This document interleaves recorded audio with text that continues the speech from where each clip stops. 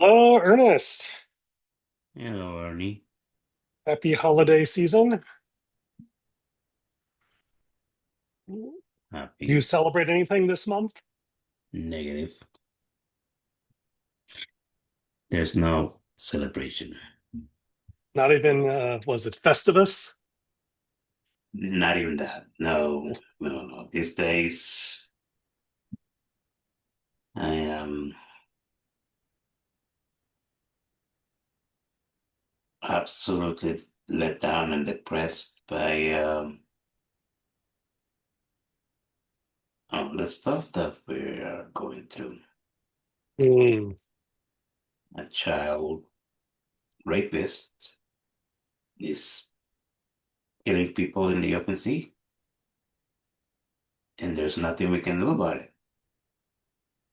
This is just It is highly depressed how our institutions are being destroyed right in front of our eyes, and all we can do is wait and vote. Yeah, let's not take that for granted. While the Okay. voting part. Yes, I mean, like, there was an election this year. It happened, and Trump kind of got whipped.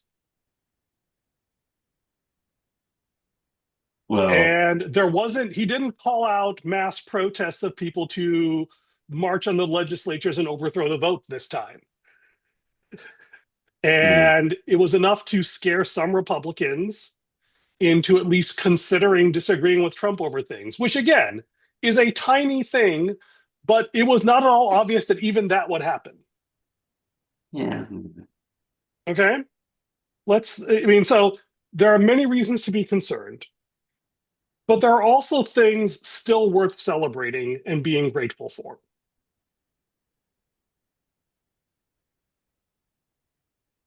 yeah. I guess you can, there's glass half empty people, and then glass Yeah. half And, full and, and, people. you know, and it's not just, to be cheerful, it's to say, okay, at times when everything looks like it's broken, there are often signs of what is the new thing that is growing. And as part of that, there is a general sense that even though that Trump is not pushing hard for a third term. I Mm, mean, there was certainly a universe where Trump is, and there's two things that are a big deal about that. One is that, okay, it'd be nice that he's not going to just flagrantly violate the Constitution and try to get away with it. But more importantly, because he's not signaling that, all the Republicans are assuming that he's not going to be on the ticket. And therefore, they're positioning themselves for a post Trump universe, which is why you see the four Republican defections. Because before, literally, through a combination of cowardice and selfishness, no Republican was going to openly oppose Trump on anything because they would just assume that they would get their clock cleaned at the next election, the next primary. But if Trump is not on the ticket, that radically changes a lot of things. I just wish that they have more balls, like the Murkowskis and oh, you know.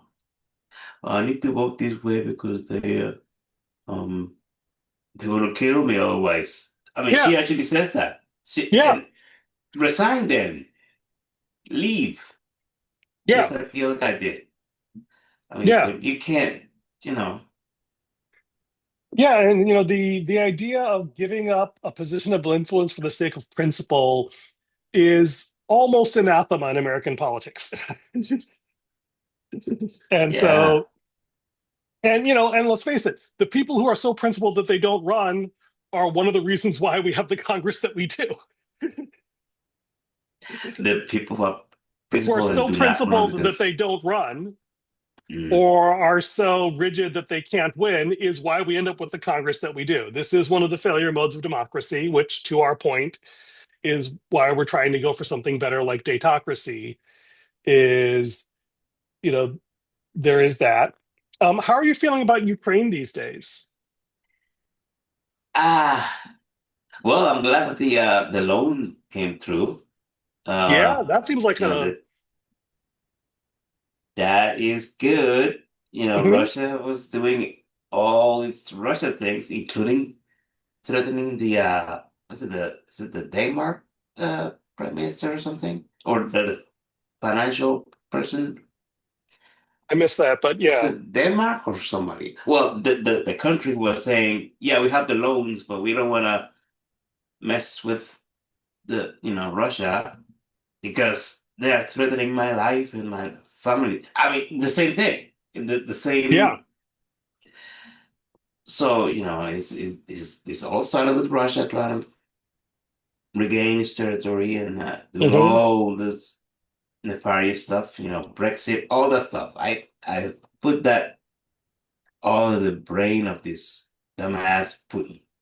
He's got Wow. Wait, all wait. that. You can't call him a dumbass and a brilliant Well, evil genius at the same time. Come on. no, no, no. I guess that's. Uh, That feels a little lazy. You should be able to come up with a better, more precise imprecatory than that.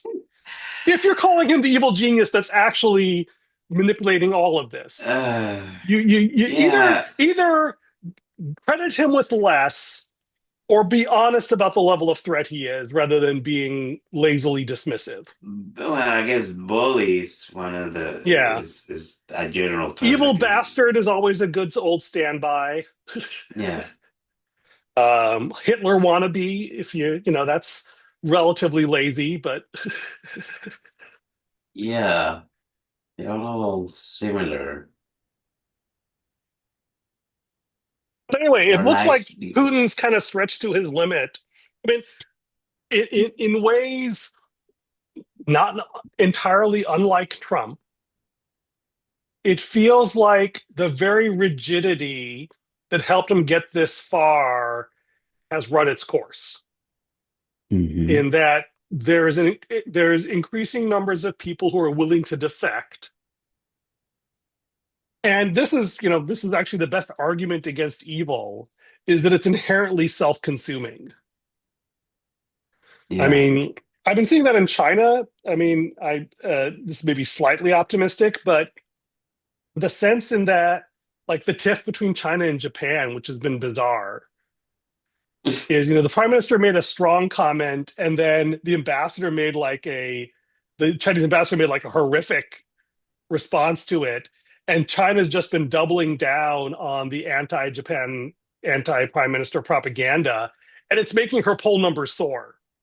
Like trying to defeat a politician by making them more popular is the opposite problem we have. Like it's one thing to say like, well, this person doesn't have any principle and any courage. It's like, on the other hand, it's like, well, they're doing the right thing because they're getting an unfair advantage from it. It's like you can't defeat that.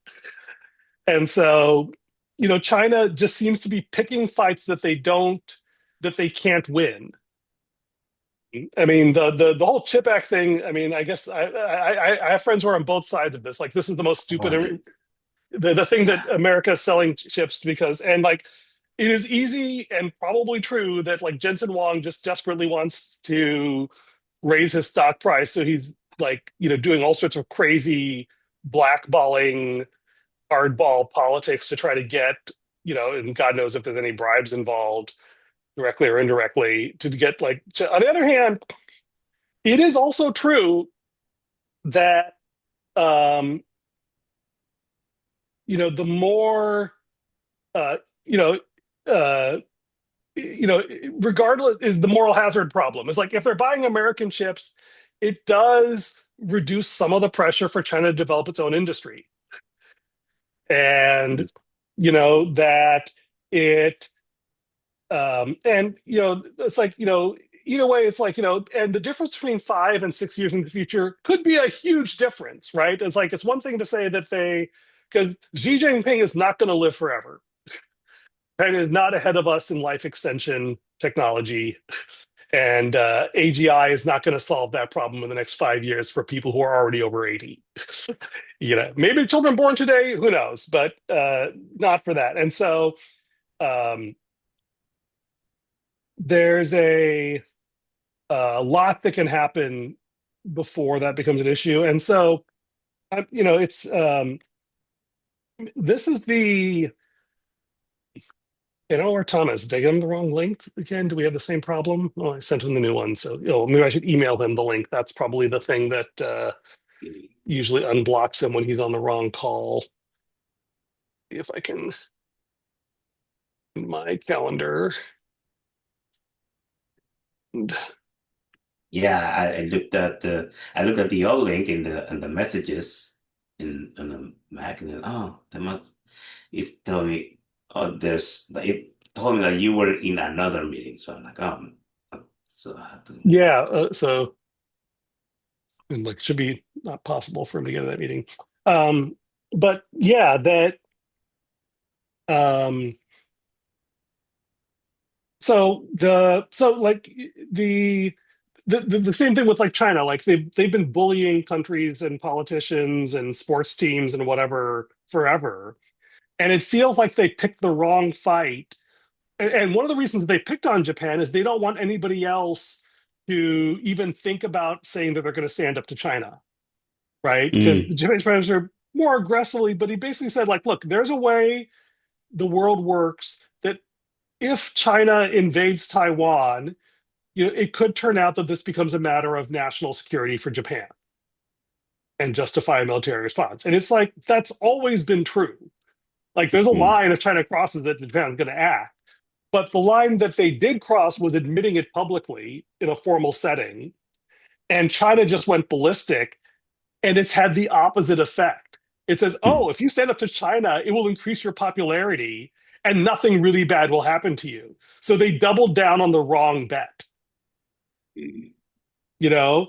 Um, and like Putin with the loan and Trump with the midterm elections. And this is the funny thing about bullies. If you fail at one bet, you immediately start reversing the vicious cycle that put you in power. Because it used to be the vicious cycle was you win a small bet, you get more power, you make another bet, like you better, Mhm. like, this is how Trump rose to power. It's like, hey, obey me or else. And the or else was horrific. And so people stopped doing the or else. But once the first people survive, then the whole vicious cycle starts to unwind. There's a word Mm, for this in technology called a structural lie. mm, And as long as everyone believes a structural lie, you all have to live with it. But the moment somebody exposes the lie by acting in a specific way, whoops, how can he be waiting?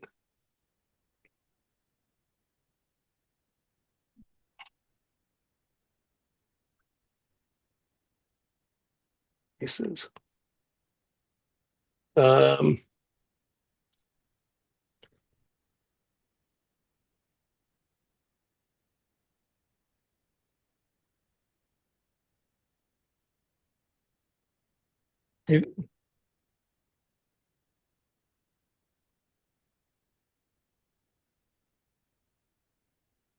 he's not calling you or anything? yeah, he's texting me. Oh, okay.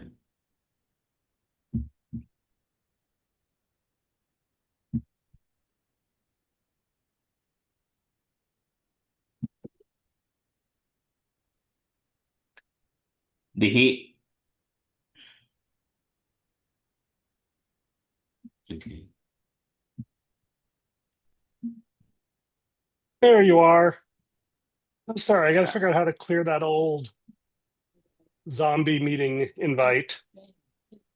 Uh, just to catch you up, Ernest was lamenting how he has nothing to celebrate this year because it seems, things are so dark. I said, the thing that I've seen happen this year, which gives me hope, is it feels like um, the three bullies that have been dominating word politics for the last couple of years, Trump, Putin, and Xi Jinping, all feel like they've started losing their reign of terror. Like Trump losing the midterm election, the off cycle elections, Putin losing the vote on the loan, and Xi Jinping's fight with the Japanese prime minister have all shown like, yeah, you can buck them and get away with it. They're not invincible, and the consequences aren't that bad. And once, because bullies don't have loyalty, they only have fear. And once they lose the fear, then what is it? You lose credibility slowly and then quickly. Hmm. So that's my cause for optimism for 2026. Not that things aren't going to get ugly and messy, but the tide feels like it's turned in a way that was not at all obvious a year ago, or even 4 months ago, back in September. So anyway, that's my take. Tom, you have any thoughts on personal and or political celebrations from the year for the coming new year? No, that's good. The slight turning. It's very depressing. So many foolish people in power. I just say this too will pass. Yeah, I mean, And it we're does feel like, alive. We're alive. yeah. And they say that I was just listening to a Nate Bargatze skit about like, the original Christmas was supposedly in a desert in the middle of nowhere, but like all of our modern Christmas ideas are very Scandinavian. Snow and sled. I guess the that there's this. Were you telling me about this? The movie with the Indian who marries a Swede on Netflix, That Christmas or The Usual Christmas. Oh, apparently it's like this Indian marries into a Swedish family. She doesn't tell her parents, and this guy shows up and he gets treated to all the traditional Scandinavian things with great hilarity, or at least moderate hilarity. Anyway, Hmm. anyway, we are all here. Ernest, you did some homework, so would love to hear what you Yeah, I've been have. doing that. I sent you a draft, correct? You guys, Yeah, did zip you file. You get? sent me a zip file, so I haven't had a chance to unpack it. Okay, well, you don't have to. And I made a slight change in a way. I have a little keynote here. Let me see if I can. What I have the keynote, and I have that document page. Right. Okay. Let me try to get this screen here. Share.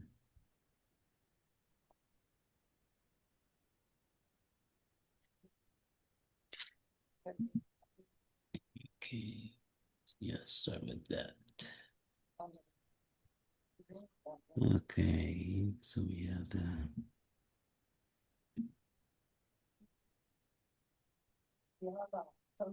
Okay, so now a few slides here just to frame the conversation.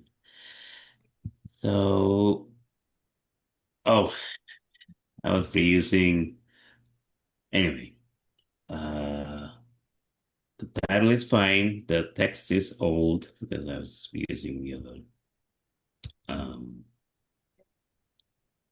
uh, presentation. Anyway, human needs on the internet.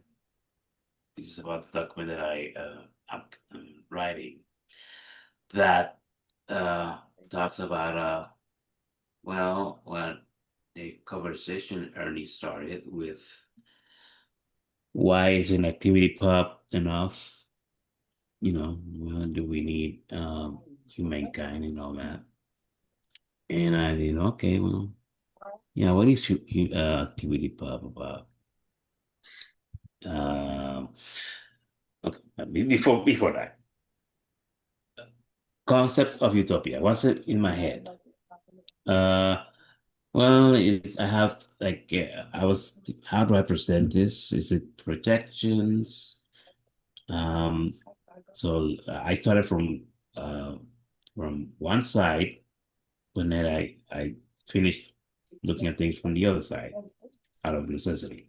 So the side that I started that you guys have witnessed is the personal garden thing, like the pod.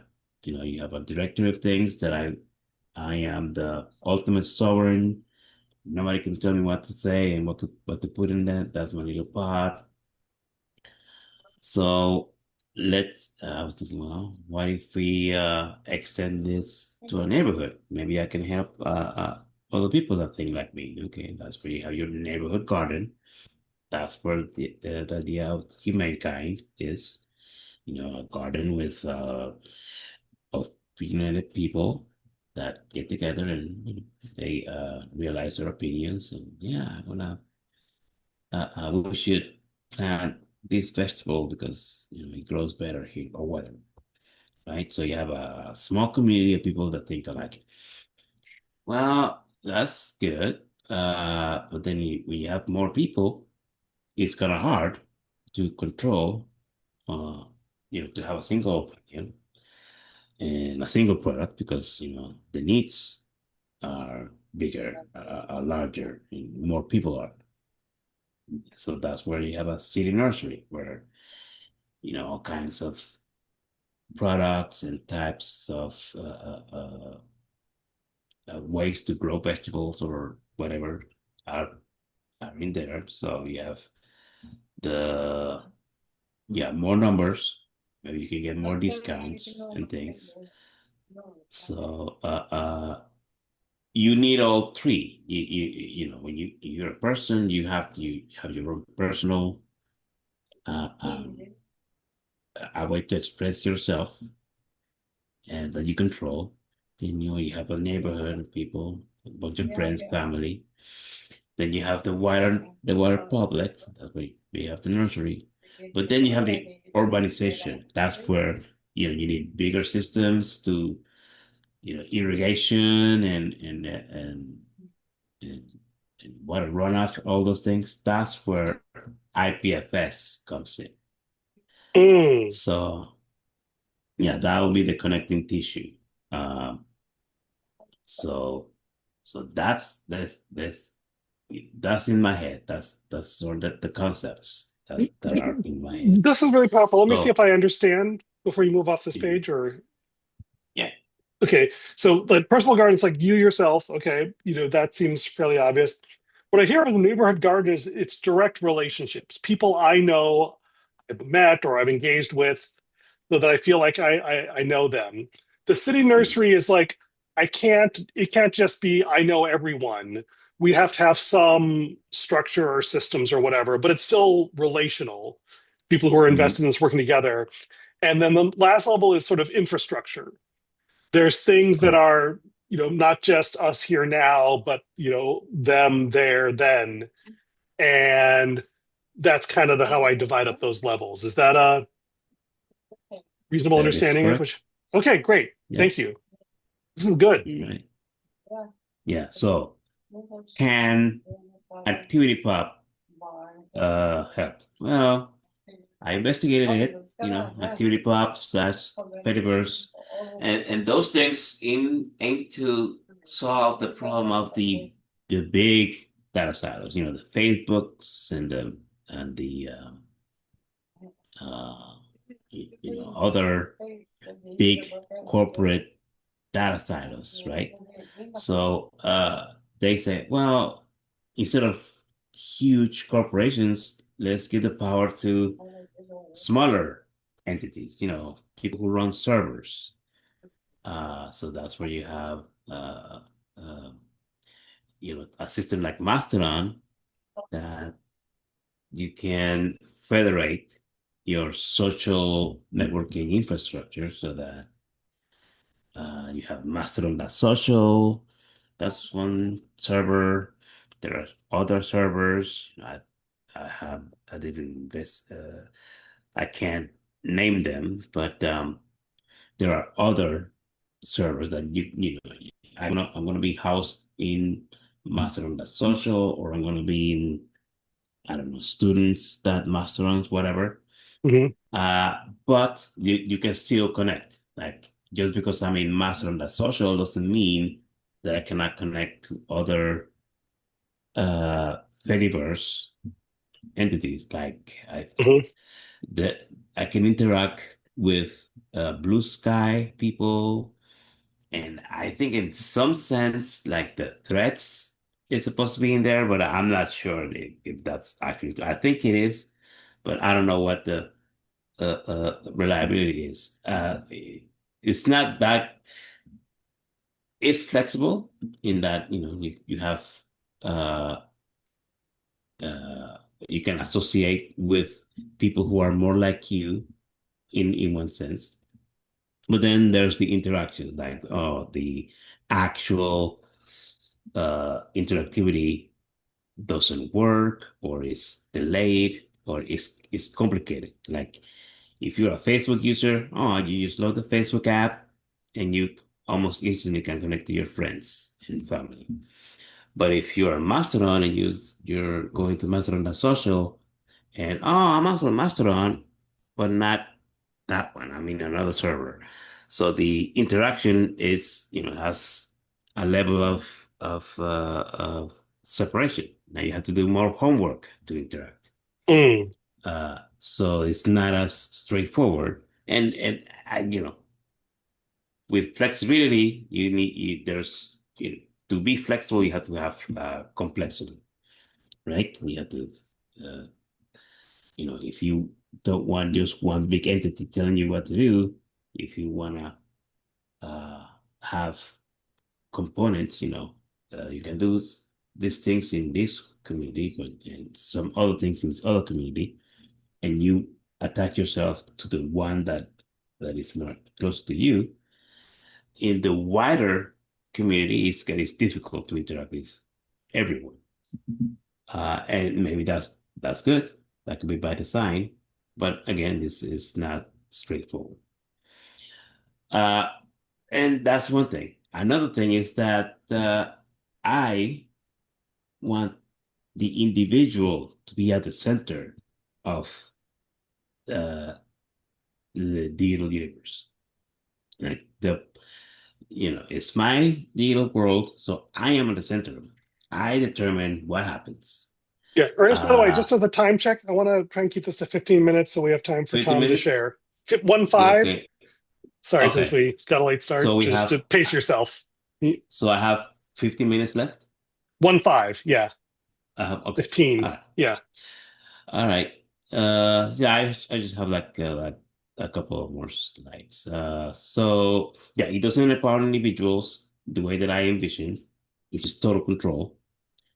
And yeah, it doesn't give uh independent and total sovereignty to the individual. Like because data still lives in silos, it's just smaller silos.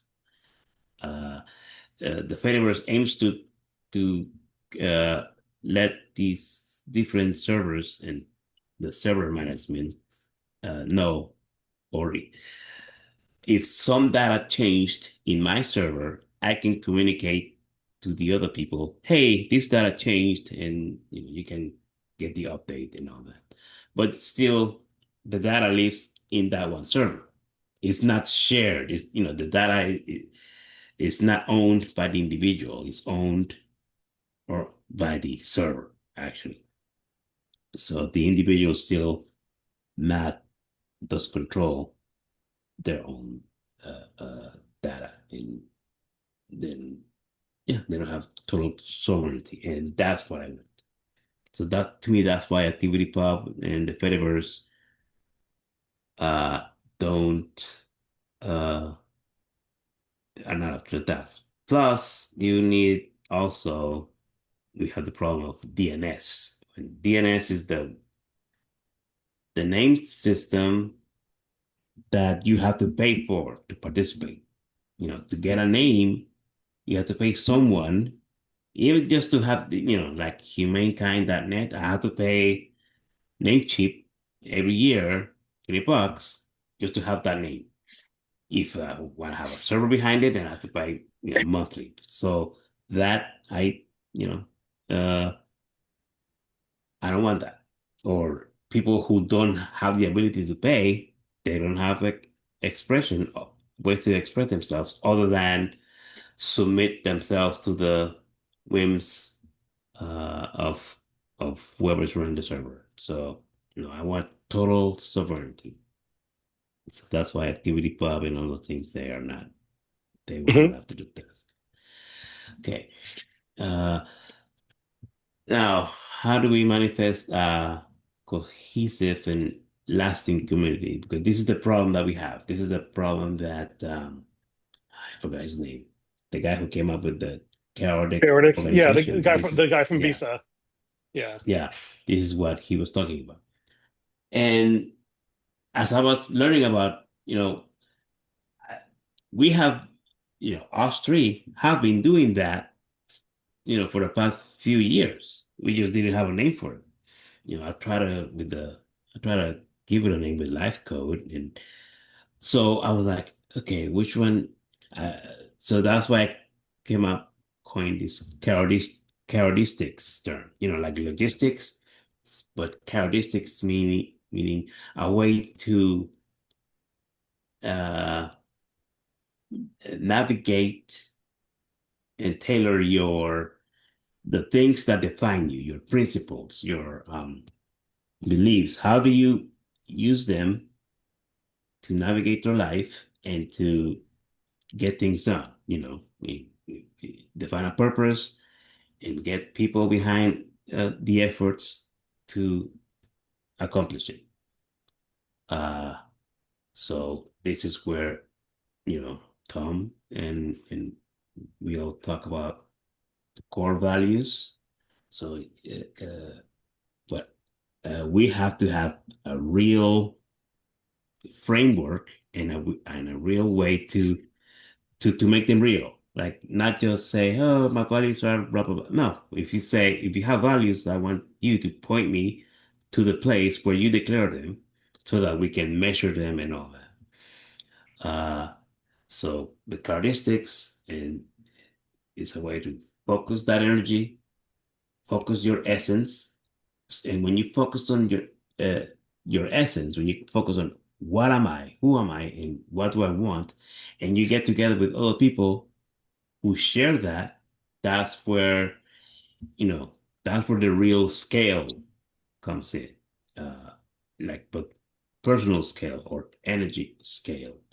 Coalesce motivation and effort to get something done and make sure that the uh instead of just a corporation or a company that exists just to make money, and then when they encounter a problem, they use this pivot situation where, oh yeah, we didn't find success with this product, but there's something else we can do, like NVIDIA, it had a good, or I guess still has customers that gamers.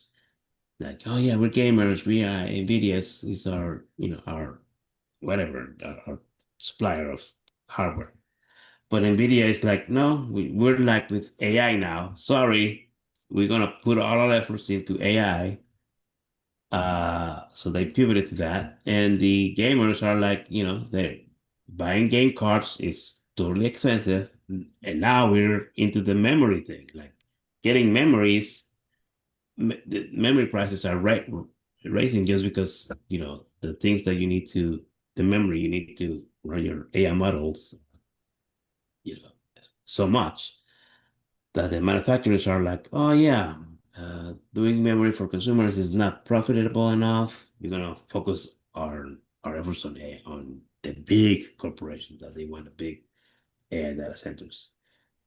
So we need communities that always uh, measure their adherence to their values and their purpose, and that's how they keep themselves fresh.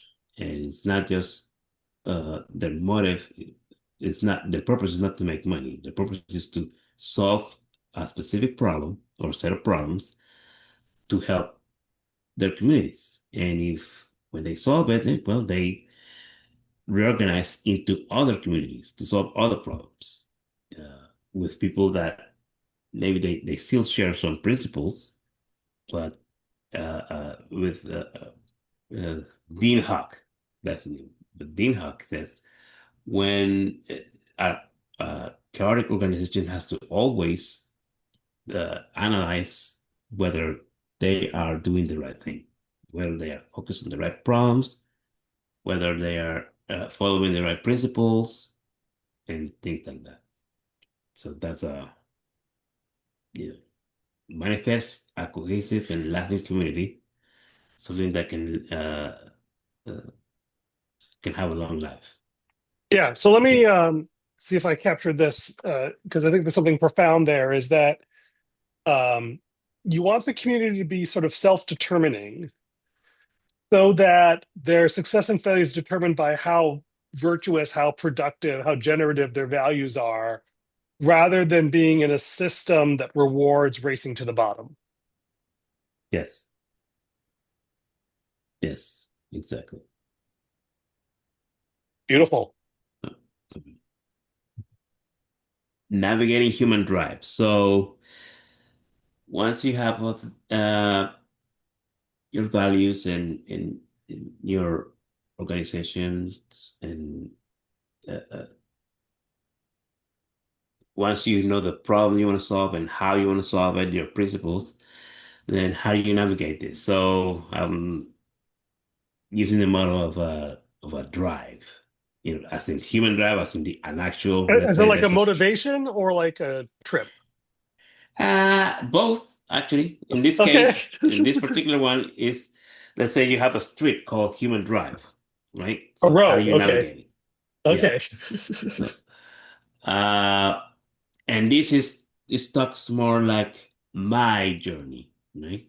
This is I'm trying to explain how people can do that, but I'm using my journey as a model. So charting the trip that is uh, what is it that you're going to do? And there's a myriad things that you can choose, right? There's and like in the document I explained, and depending on what you're doing, your purpose and the rules that you follow are different. You know, like a pilot flying a plane that is crashing has a different set of purposes and rules uh, that the pilot is focused on to save the plane and save the people on the plane. Somebody driving on a highway has a different set of priorities. Somebody cooking dinner has a different set of priorities. So depending what you're doing, you have uh, there's many paths that you take, right? So, but uh, out of the many trips that I do, in one day, there's a slice that delves into knowledge and the knowledge that I think people should control and should have access to. So this is the knowledge sovereignty that I identified.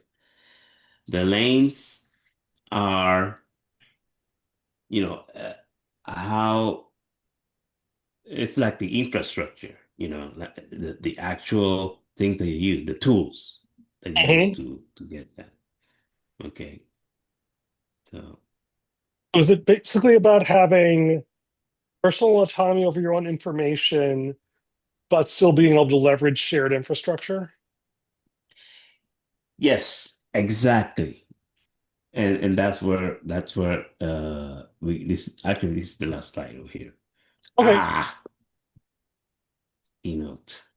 Mm, okay. Continue to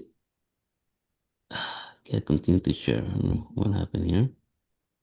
Okay, there. Like, I hope you can see the slide. Ah, That's not it. Almost. stop. Continue to share. Very Stop. confusing. Okay, there. All right. So this is my journey. Knowledge sovereignty for all humans. That's my North Star, right? So that's the North Star. When it comes to knowledge, that's the North Star. every person should be able to share knowledge and should be able to access the knowledge that is out there, that anybody has shared. We a few months ago or a couple months ago we talked about I should be able to go out in a desert or any place and say whatever I want and anybody should be able to get there and listen to what I'm saying without any intervention. So this is what IPFS offers. IPFS is a new way to store information that seriously, if you don't know the content that you want to access, you are not going to access it. You need a content ID, and the content ID tells that's how you locate content. But it could be stored anywhere.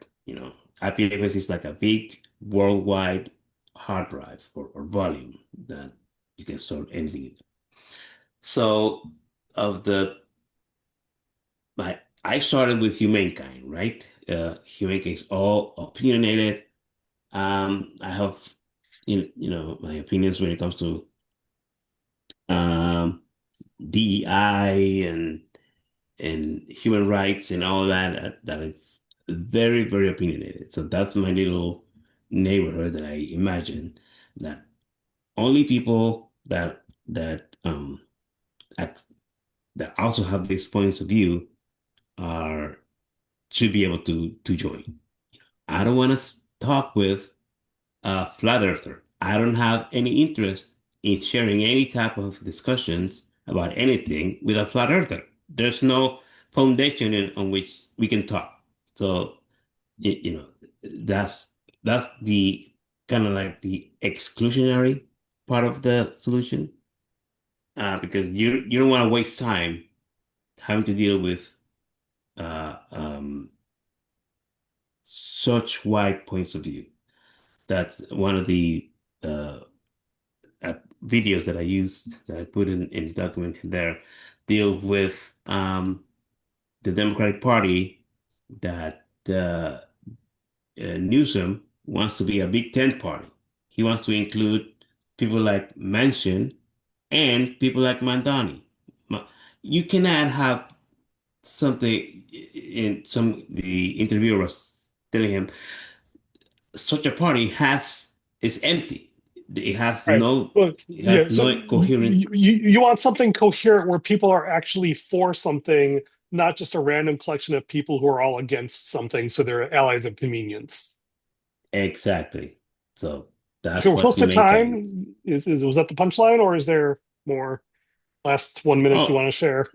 yeah, one more minute. So that's the humankind part, but then the HUWeb part, which is the part that kind of evolved lately, is that well, we need the actual basic infrastructure, the thing that like I said, we need a new way to create and access content that is totally different from DNS and the internet. Like IPFS is totally different. And the way you access content, the way that way works.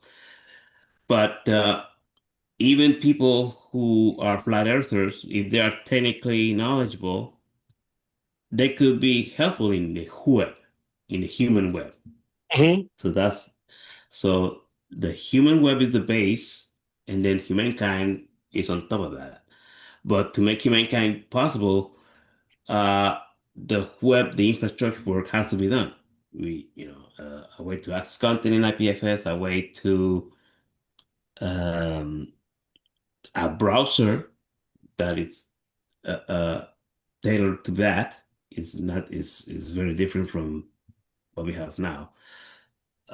So that's the knowledge sovereignty for all humans is the highway, and the web is one of the big arteries, and then humankind is like a small lane.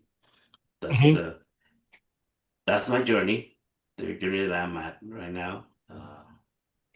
That is for knowledge sovereignty for all Yeah. humans. So in terms of the original theme of celebrating small wins, like you have done a remarkable job over the last few months of regularly producing and publishing content in a way that I feel like we struggled at this time last year.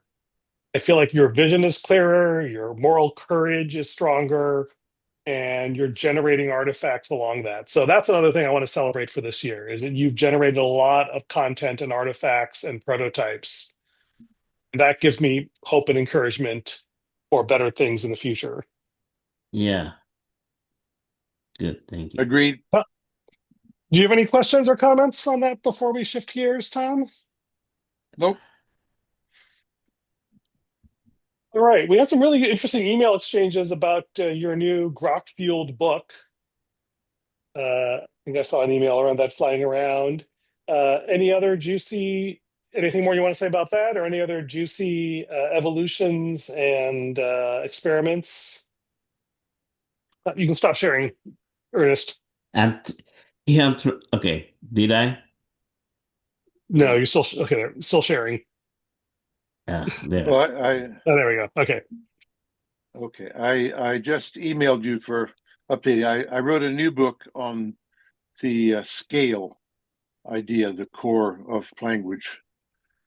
So that's out there.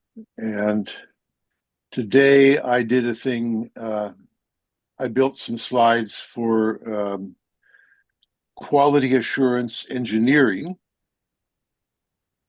Just I built, thought you had some already. Yeah, you had. Yeah, I got I many. read it. Okay. Okay. What Well, was the focus on this one? let's see, let me just get the talks to right. Okay, just a moment. ERNIEERNEST. Okay, so I'm sending you the links to the principally the quality assurance engineering slides I made today. I'm not going to hold the talk until January with Linda Westfall's associates in Texas. And then I'm going to do another talk, which is there called Dove, where I've got the paper, but I don't have the slides, but it's deliver optimum value efficiently. Does it involve soap? Yeah, right. Oh, I missed that one, but I reckon You'll have to get on your soapbox for that one. that. Okay. No, That's right. jeez. Oh, I did one other thing here, which I'll inform you about. Just a moment. And 205. Excuse me a moment. Paper. Yeah, there it is. ERNIE and ERNEST. This is what I sort of did.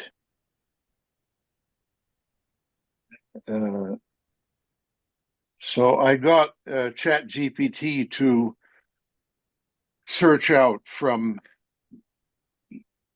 my main works, my main books, my principles, and the count is 502.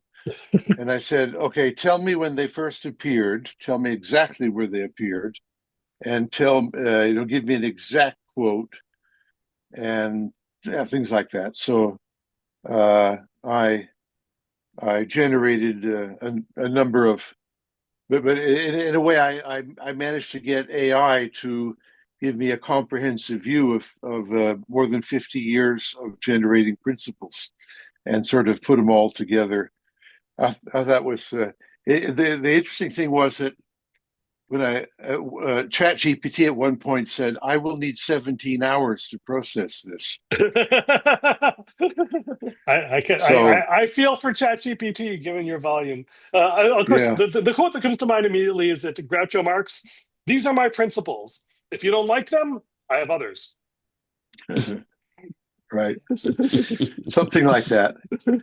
But the principles are kind of fun in a sense. I can see my whole 50 years of works and ideas in, I don't know, this framework of the principles really say it all. So anyway, I was working with that yesterday and the day before. So And just to be clear, when it did the summer, you looked and said, yeah, that's pretty much what I meant and what I said. It was reasonably non-hallucinatory. Yeah, it was very, very good. Okay, Very good. cool. It was encouraging. Yeah, And yeah, I do have the Gilbot in my chat GPT for occasional questions. there you go. Where that's being worked on. It's the prompts are being improved. I talked to John Halberstadt, who manages that, and he's going to make a book. He's made it more or less about my ideas and put it up on Amazon. Nice. So it's on the way. I haven't been wanting to do that fight, but he's done it for me. And okay, those all kinds of fun things going on. Yeah, anything new from your either the political party in Norway or your friends in Ukraine? No, they're gone a little bit silent on me, probably just trying to. But there's well, we'll see. We'll see. Okay. This one lady has to manage a whole new party, so Yeah. I'm sure she's drowned. Good problems. Yeah. Going to get to it when she gets to it. Certainly seems like anybody who's building drones for Ukraine has been keeping really busy. So right. So there's my Ukrainian symbol, right? ah, sorry, I thought that was a transformer. Yeah, no, that's my Ukrainian T-shirt. Yeah. So this Another guy one who thinks that looks like Optimus Prime. Okay. Zelensky should be the finance minister of something. Look at all the money he got today. What is it? 90 billion euros funded from EU. Who needs Trump? Yeah. And Trump is happy to keep selling them weapons, so win-win. Yeah. So anyway, Yeah. for next month, January 2026, I don't even want to think about how long we've been doing this, but it's getting there. I think I would love to either have you pitch or have us brainstorm how can we start using HUWeb more? Like, what's the point of friction? Like the slides you sent me, you sent us, right? You sent us a zip file because that was expedient. Is like, and you've tried various techniques for trying to publish stuff in GitHub and GitLab and whatever. It feels like there's some friction that's keeping us from doing more stuff directly on HUWeb today. Oh, well, yeah, I guess before I can do that, I want to publish like a diagram of the structure of what we have now. What we have now is, my laptop, we have GitLab over there, and we have the source, right? The repositories. Then I do some machinations, and then I put it on IPFS. But those are two different things. There's the source, and that's separate from the actual content. And because of that friction, there's a lag. Well, you sent us a zip file. You sent us a zip file rather than IPFS link for a reason, I assume. Yeah, because I have to there's a process to put it up. There's a production process to put it up. Right, that's what I mean. That's friction. Yeah. But okay. For latency, at least. That's the latency of IPFS. But the actual production of things, like the source is in right, the creation of it is in what? In AsciiDoc. You introduce me to AsciiDoc. Right. So the creation creating the data is relatively easy, but publishing it to IPFS is a bit of a production.